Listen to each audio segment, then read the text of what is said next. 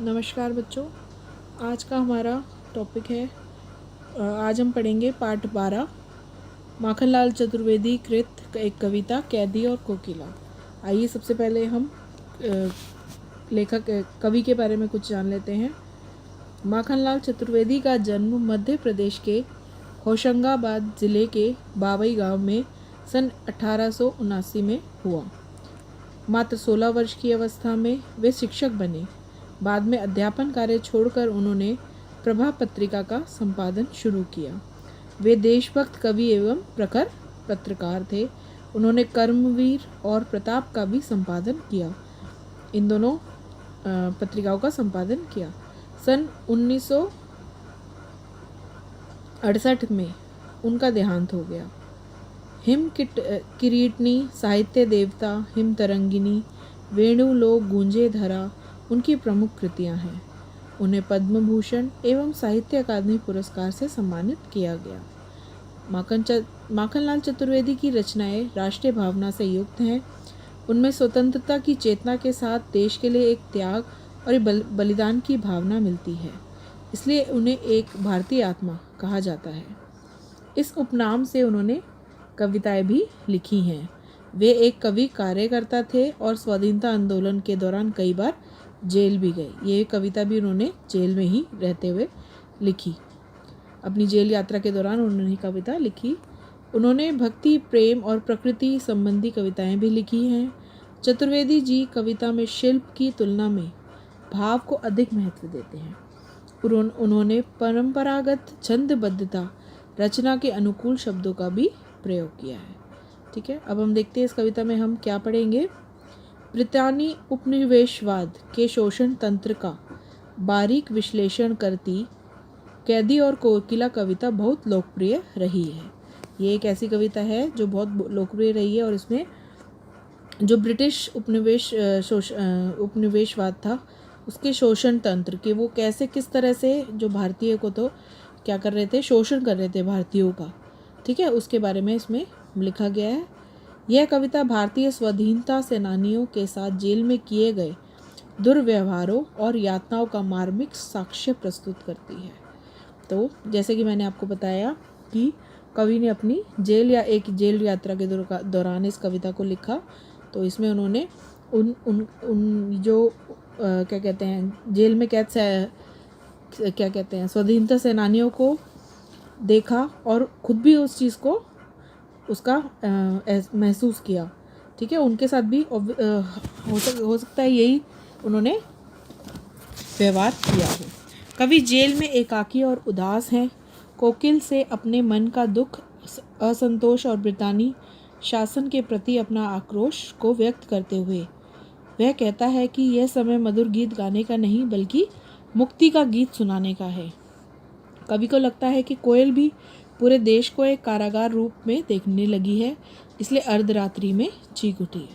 ठीक है, तो पहले क्या था कि कुछ ऐसा टाइम आया था जब क्या कहते हैं पहले तो लोगों ने एक दूसरे को जो स्वतंत्रता सेनानी थे उन्होंने आपस में बोलकर लोगों को प्रेरित किया कि वो स्वतंत्रता की इस लड़ाई में सब कूदें।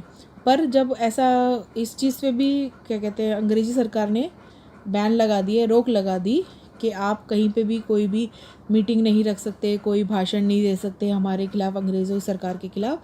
तो इस वक्त कौन काम आए नेताओं से ज़्यादा, इस वक्त कवि और लेखक काम आए और उन्होंने अपनी कलम को सिपाही बना के उसको लिखा, लोगों तक सारी बातें पहुंचाई कि क्या चल रहा है, कैसे वो हम लोगों का अंग्रेजी जो है वो शोषण कर रहे हैं और उनको प्रेरित किया स्वतंत्रता संग्राम में अपना योगदान देने के लिए।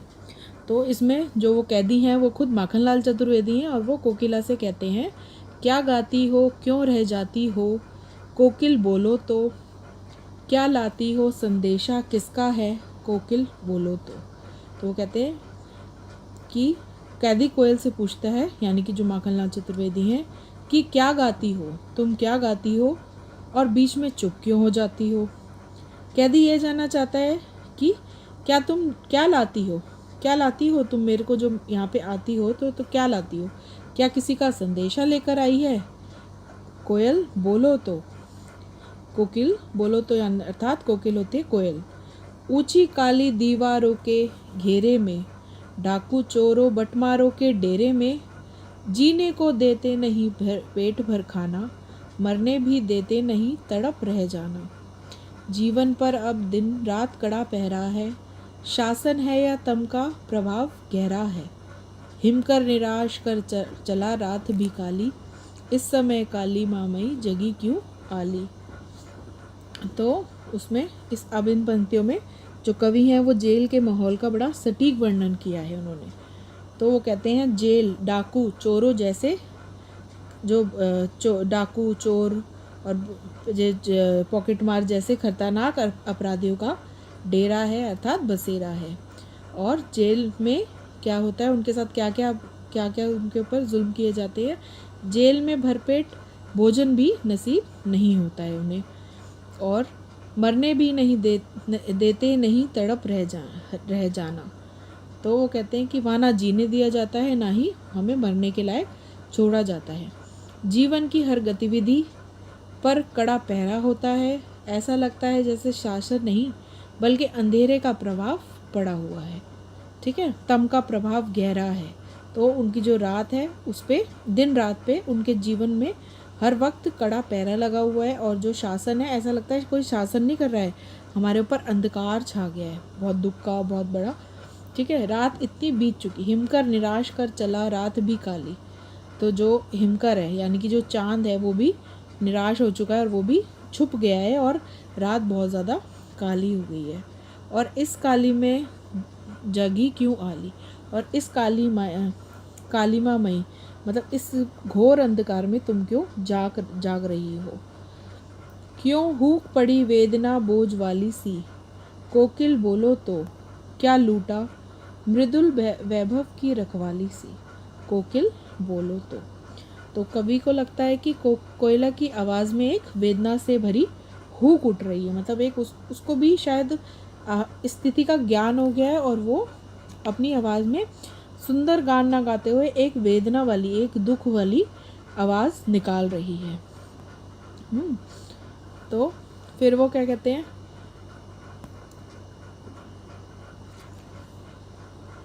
तो आगे वो पूछते हैं क्या लूटा, कि ऐसा लग रहा है तुम इतनी दुख भरी आवाज़ में पूछ रही हो कि तुम्हारा क्या लूट गया है, मुझे भी बताओ। ठीक है, और मृदुल वैभव की रखवाली सी। ठीक है, जो उसकी जो एक आवाज़ है, जो कोयल की कैसी आवाज़ होती है, मीठी आवाज़ होती है।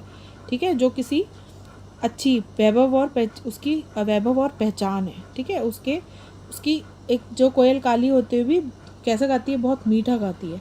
तो वो उसकी एक पहचान है कि जो इतना सुंदर गाना गाने वाली कोयल है उस पर ऐसा क्या पहाड़ टूट पड़ा है, ऐसी क्या उसके ऊपर विपदा आ गई है कि उसको उसके स्वर को जो है उसका मीठा स्वर ऐसा लग रहा है जैसे वो रो रही हो और परेशान है और चीख रही है रात के टाइम।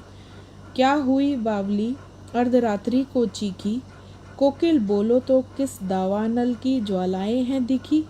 तो वो कह रहे हैं कि क्या तुम्हें कोई ऐसा कुछ हुआ है, क्या हुई बावली, क्यों तुम ऐसी बावलों की तरह से एक अजीब तरह से तो कवि कह रहे हैं कि क्या हुआ बावली, मतलब तुम ऐसी बावली क्यों हो गई हो, तुम ऐसे चीख दुख, ऐसे क्यों तुम पीड़ा में हो, ऐसा लग रहा है जैसे तुम्हें कोई पीड़ा है, तुम बहुत दुखी हो। जो इस अर्धरात्रि को चीखी, कोकिल बोलो तो, जो इस अर्धरात्रि में ऐसे चीख कर इतना वेदनापूर्ण स्वर में गाना गा रही हो, और तो कवि को इस बात से बहुत दुख हो रहा है, उन्हें कुछ अशुभ की आशंका हो रही है। ठीक है, क्योंकि उसका व्यवहार एकदम परिवर्तित हो गया है। किस दावानल की ज्वालाएं हैं दिखी, वो कह रहे हैं तुम्हें ऐसी क्या दावानल होता है कि जंगल की आग, जंगल रूपी तुम्हें संकट रूपी आग क्या दिखी है ऐसी, मुझे भी बताओ क्या हुआ है बाहर, क्योंकि जो कैदी है वो तो बंद है और जो कोकिला है वो बाहर है। तो उसको ऐसा लग रहा है कि जैसे वो कोई संदेश लेकर आई है कि बाहर कुछ विपदा आन पड़ी है, और उस बात को वो बताना, अपने स्वर को बदल के उसको बताना चाह रही है। क्या देख ना सकती जंजीरों का गहना, हथकड़ियाँ क्यों ये ब्रिटिश राज का गहना, कोलू का चर्रक छूं जीवन की तान, गिट्टी पर अंगुलियों ने लिखे गान। हूँ मोट खींचता लगा पेट पर जुआ, खाली करता हूँ ब्रिटिश अकड़ का कुआं। दिन में करुणा क्यों जगे रुलाने वाली, इसलिए रात में गजब ढा रही आली। तो अब इसमें क्या बता रहे हैं कि हो सकता है उनको कवि को एकदम ऐसा लगा कि हो सकता है कि जो उनको जंजीरों से बांधा गया है उसको देखकर कोयल चीख पड़ी हो। तो वो कहते हैं, कोयल से कहते हैं, क्या तुम हमें जंजीरों में जकड़ा देख नहीं सकती? यह तो हमारी पराधीनता का प्रतिफल है, जो हम उनके अधीन हो गए हैं ब्रिटिश राज्य के, उसी का प्रतिफल है। जो लोगों ने पहले गलती कर दी, उनको अपना सब कुछ सौंप दिया, ये उसी का ही हमें एक रिजल्ट मिल रहा है, प्रतिफल मिल रहा है। ठीक है, जो ब्रिटिश शासन द्वारा दिया गया कि जो जंजीरें हैं ये ब्रिटिश शासन के द्वारा दिया गया एक गहना है। ठीक है, अब तो कोलू का चर्रक चू जीवन की तान। तो अब क्या हो गया है, अब ये जो जंजीरें हमारे हाथों में पड़ी हुई हैं, हथकड़ियाँ पड़ी हुई हैं, ये क्या है, ब्रिटिश का गहना है। और कोलू को चलाते हुए जो आवाज़ आती है वो हमारी जीवन की तान बन गई है, जीवन का गान बन गई है। और हमने अब इतने तक ही उनके ऊपर अत्याचार नहीं ख़त्म हो रहा ना। उनको पहले बताया हमने कि खाना नहीं दिया जा रहा, ढंग से जीने नहीं देते, 24 घंटे उनके ऊपर पहरा रहता है। ठीक है, जंजीरें बांध रखी है उनके हाथों पैरों में, और कोलू चलवाया जाता है। और अब गिट्टी पर उंगलियों ने लिखे गान, अब उनसे बड़े बड़े जो पत्थर हैं वो भी तुड़वाए जाते हैं, और जिसको वो तोड़ कर वो स्वतंत्रता के गान उन पे लिख रहे हैं।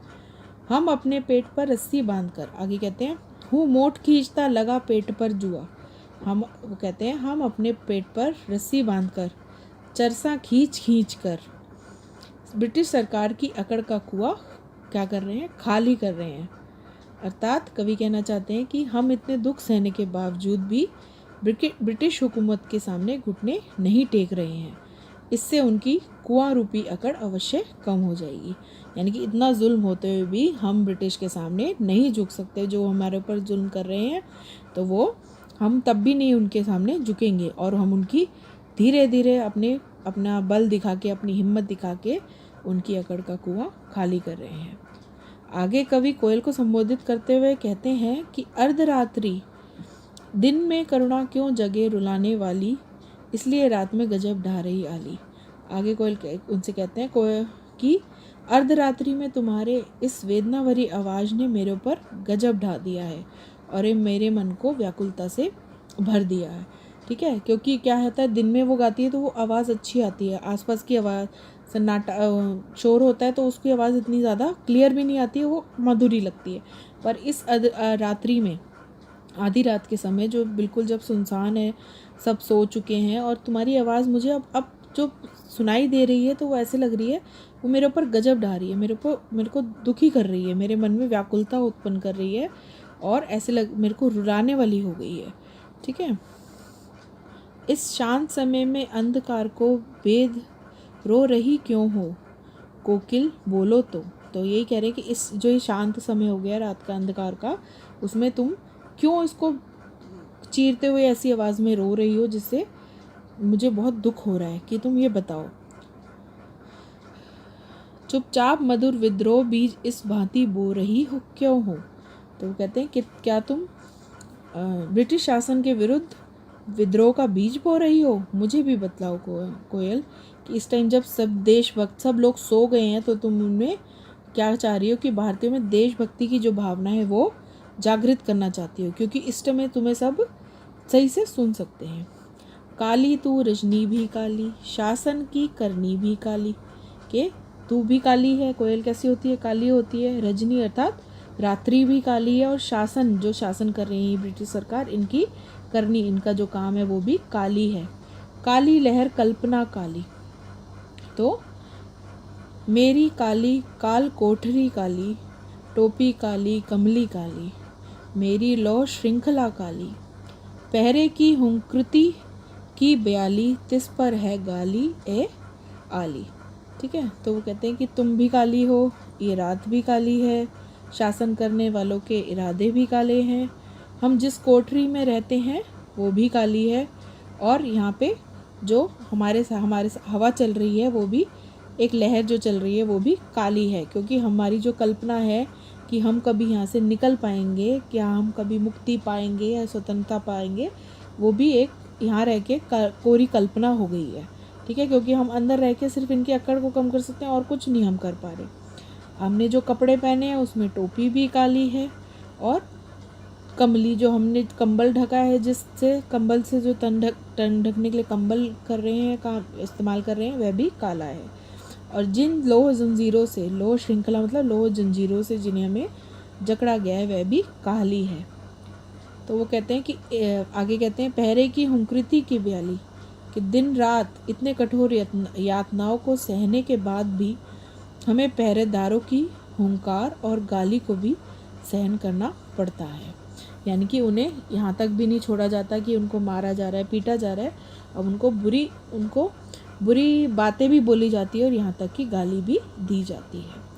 इस काले संकट सागर पर मरने की मदमाती कोकिल बोलो तो अपने चमकीले गीतों को क्यों कर हो तैराती।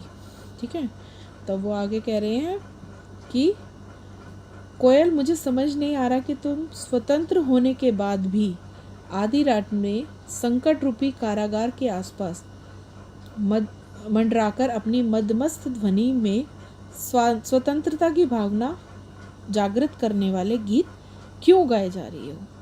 ठीक है, अर्थात कि इस जो ये हम लोग तो चलो कैद में हैं और तुम क्या हो, खुले हो, अस्वतंत्र हो, फिर भी तुम इस समय स्वतंत्रता की गीत गाती क्यों नज़र आ रही हो। बोलो, तुम किस लिए यहाँ पे ये गीत हमारे को सुनाने आई हो।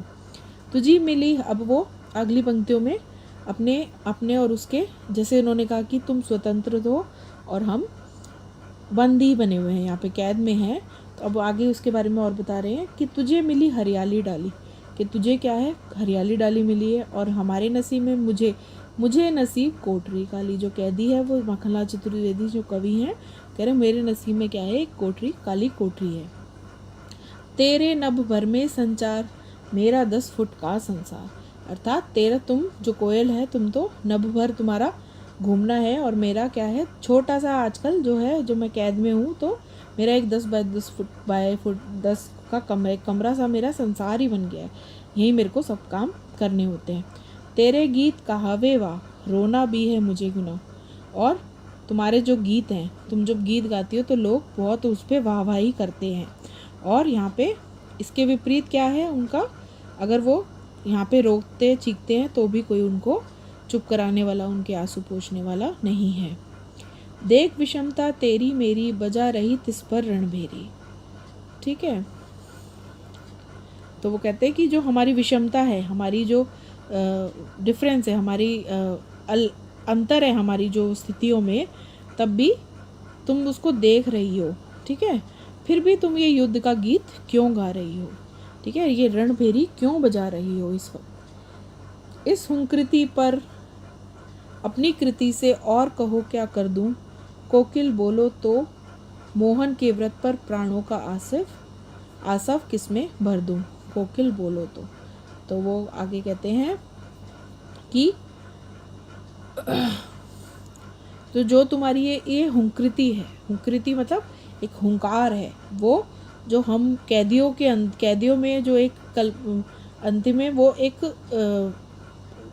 उनको पॉजिटिव वे आ गया, उनको एक अच्छी बात समझ में आ रही है कि जो क्या कह रहे हैं कि जो उस गीत से, कोकिला के उस गीत से उनके अंदर एक नई, कि ये जो कोकिला है, ये जब अपनी स्वतंत्रता की हमारे लिए इतनी बेचैन है, तो हमारे जो कैदी बने हुए भारतीय हैं, ठीक है, तो उनके अंदर भी इस कोकिला के इस गीत से जो वो गा रही है, स्वतंत्रता के लिए चीख खींच रही है, गुहार कर रही है, उनके अंदर भी एक वो जान फूंकने वाला काम कर रही है। जो कैदी हैं, जो जिनको कल्पना में भी उन्होंने ये काली कल्पना हो गई है कि वो कभी वहाँ से मुक्त होंगे, पर तो कोकिला के गान ने उनके अंदर एक नई चेतना ला दी है, एक नया क्या कहते हैं, उनके अंदर एक प्राण फूंक दिए हैं कि वो कुछ भी कर सकते हैं।